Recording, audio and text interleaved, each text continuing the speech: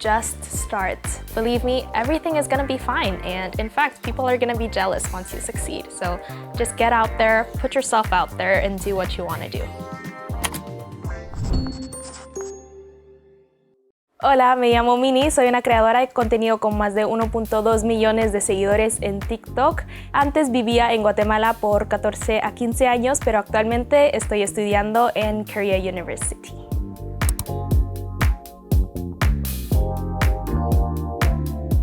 I moved to Guatemala when I was around 3 to 4. Actually, I turned 4 in the airplane as we were heading to Guatemala. And we headed there because my parents are actually Christian missionaries, and so they wanted to expand their mission there. I feel more Korean when I'm in Guatemala, and I feel more Guatemalan when I'm in Korea. And I think it's because of the different mindsets that I see in both countries. For example, Latin America is known to have a very fun and open kind of mindset, whereas Koreans are more known to be hardworking. But in Korea, I don't feel hardworking enough to be Korean. In Guatemala, I don't feel open enough or as liberal to be Guatemalan, and so maybe it's from that. I used to get a little bit stressed at the fact that I didn't have a single home country, and I think that's where I've had a lot of difficulties when I was young, because people who know, but I also moved from Guatemala to Venezuela at one point in my life, and I think that just added on to the whole identity crisis that I was facing at the moment. But if there's one thing that has helped me kind of overcome that is when I started my TikTok journey, in fact, because I realized that there's more people like me out there, and number two, I think that my upbringing makes me special, more unique, and more valued. I feel like both an insider and an outsider. As an insider, I love to tell my followers about the things that I do know about our culture, like respecting the elderly, not wearing shoes indoors. But there are some moments where I also feel a culture shock, and I'm like, whoa, where did that come from? For example, that awkward silence when somebody sneezes in Korea and nobody says anything to you. I expect a bless you or a salud in Spanish, but no, it's just awkward silence. So some of those things are culture shock to me.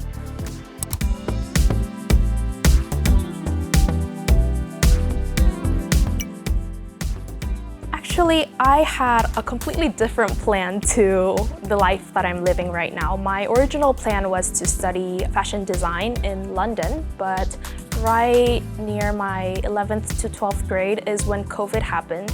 And I realized that health insurance-wise and also like scholarship-wise, it would be better for me to come to study in Korea.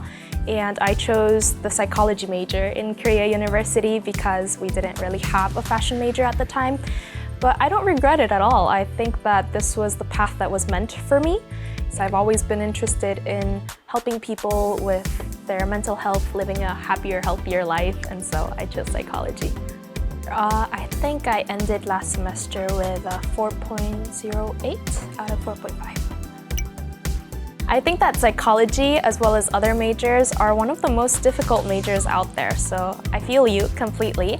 And I actually thought of 3 study tips that may help you. The first one is to listen to class completely. I think that one's a really difficult one for me, but that 1 hour and a half, just completely focus on the class, focus on what the professor is saying, no texting, no playing games, just completely focus on the class. And then my second tip would be find a study method that helps you and the class. One study method that matches both. For example, if you're taking a class with a professor who has given you many PowerPoints, then take the notes on the PowerPoints. If you have a professor who doesn't give you PowerPoints at all, then think about doodling something by yourself so that you might have a mental image that you can make when you're studying. And lastly, this one's the most important one, pretend that you like what you're studying. I feel like the brain works better once you believe that you really like a specific topic, and it helps you immerse better into whatever you're studying. And so if you already like the topic, then that's great for you. But if you don't like the topic, then that's totally fine. You just gotta fake it till your brain believes it. I'd rather study at a cafe because libraries can be intimidating. They're too quiet for me, and I feel like I just need to study in such silence, and I'm honestly a loud typer, so I would go for a cafe. I'm so sorry, but I would rather take it with... No, I'm sorry, I'd take it alone. If it's a class I'm not interested about, I just feel like I won't get a good score, and after all, school is about getting some good scores, so. Can I open it up? All right, in my school bag, I actually have a lot of things. As you guys can tell from my backpack, it's my actual school backpack looking kind of rusty and dirty, excuse me. But first, I obviously need my iPad, which is where I'm making notes. I use the iPad Air 5, I think. Secondly, as a beauty influencer, obviously I need my makeup pouch, and I brought some of the essentials that I did want to share with you. The first one are these acne pimple patches, but they're so cute. Like, I have one on my face, and it's not the regular pimple patch you'd think of, so really cute. And then the second one is actually this mouthwash. I bought it in Japan, but I realized that in school you have so many occasions where you need to talk to friends, you need to talk to professors, and you don't want to smell bad, so this is on the go. Lastly, if I had to choose one thing from my backpack, this is it. It's a laptop holder / an iPad stand. We study for hours and hours and hours, and honestly, without this, I would have the worst turtleneck ever, so my go-to. Right, so this is actually really trendy. It's called a Labubu, and it's gotten really viral because I think Lisa from Blackpink was using it a lot, but I lined up hours to get this one, so. And they're random, so you can get a random color, and I got pink on my first try, so I'm really excited. So usually, as I mentioned before, I study in a different way for each class. I try to choose a study method that fits each class, but in this case, we were learning about the parts of the brain, the parts of the eyes, and stuff like that. And so I like to get these images online and then make little notes and labels to each one. I try to make it look pretty because that's what works for me. It makes me want to study, want to just read through this, and so that's how I've been doing it. I'm just really in love with the brain. That sounds weird. And I'm really in love with helping people live happier lives. And so I think I'm going to continue pursuing my career as a psychologist, as a clinical psychologist, or psychiatrist. But obviously, on the side, I'll always have my content creation, sharing about my life and also my passion for beauty.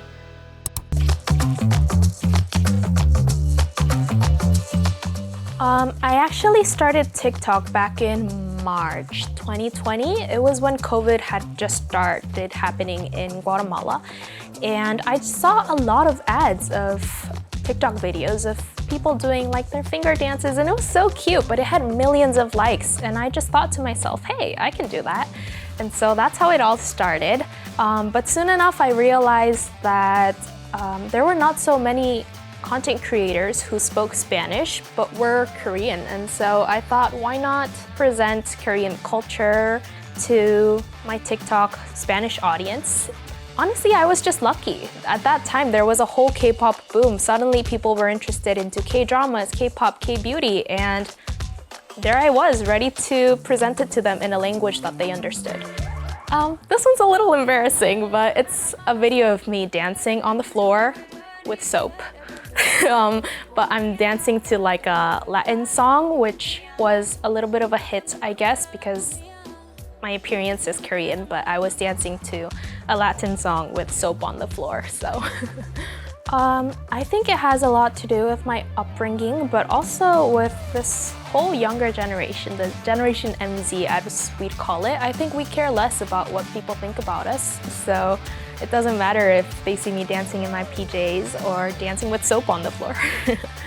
I think it's the fact that he speaks Spanish as well. Sometimes people will see my videos and be like, whoa, the boyfriend speaks Spanish as well, and that's really new.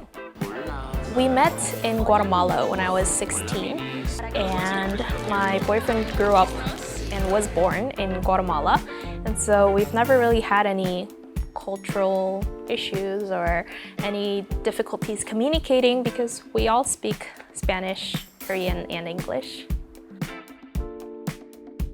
I feel like the younger generation is a little more accepting of content creation and video creation. If anything, this world has expanded exponentially over the past few years to a point where I feel like the younger generation is accepting it as a legitimate profession. In fact, last year, thanks to TikTok Korea, I had the opportunity to go to the Squid Game world premiere, and it was such a dream to meet all those content creators. And behind the scenes, everybody is so hardworking, so dedicated, and they work their butts off just as hard as any worker would. I think this is a tip that goes out to all inspiring creators, is to just start. Believe me, starting means that you're already halfway there. It's the scariest part where you feel like everybody's judging you, your friends are watching, you feel like you're the cringe. But believe me, everything is gonna be fine. And in fact, people are gonna be jealous once you succeed. So just get out there, put yourself out there, and do what you wanna do. Biggest supporter, I think it's my family. It's a really tough decision, I think, for my parents and the older generation to see their daughter just dancing or wearing some outfits that to them might seem a little bit revealing, but my parents have never told me anything bad about it. They've always said, it's your dream, it's your passion. If you want to do it, then pursue it. My goal is to be a bridge, not only coming from Latin America to Korea, but also presenting Latin America to Koreans. So it goes vice versa, and it's my goal to be a bridge.